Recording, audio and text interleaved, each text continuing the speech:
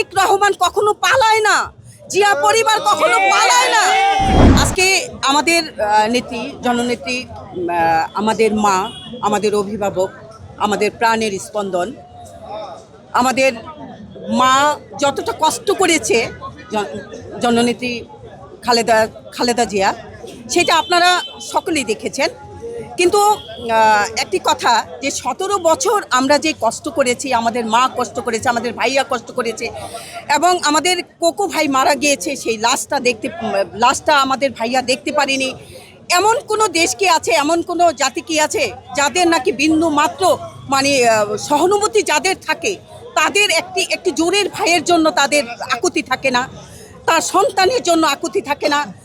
আমাদের জননেতা জনাব তারেক রহমান আমাদের অভিভাবক, আমাদের আপামর জনসাধারণের অভিভাবক।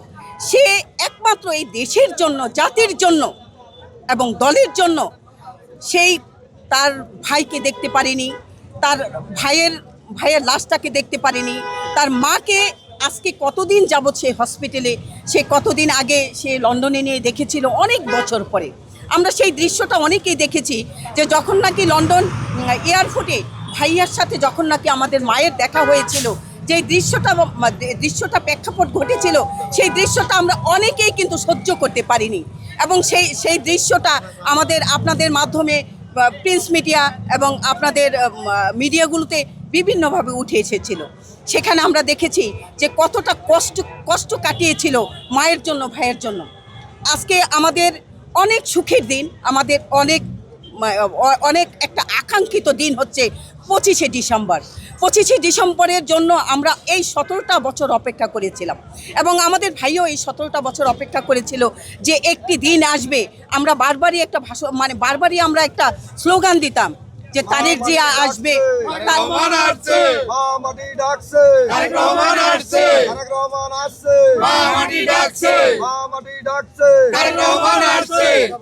তারেক রহমান, এই যে স্লোগানটা, যে তারেক রহমান আসবে, বাংলাদেশ হাসবে, তারেক রহমান আসবে বীরের ভেসে।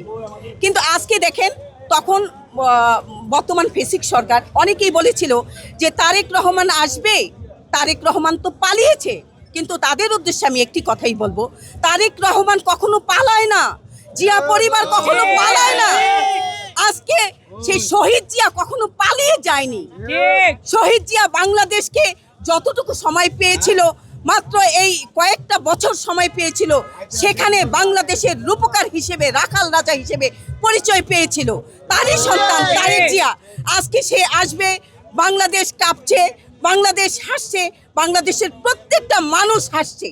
আজকে তাদের উদ্দেশ্যে একটি কথাই বলবো, আপনারা দেখে যান, আজকে আমাদের এই 300 ফিট দেখে যান, আপনারা এই সারা বাংলাদেশের মানুষের হাসি দেখে যান।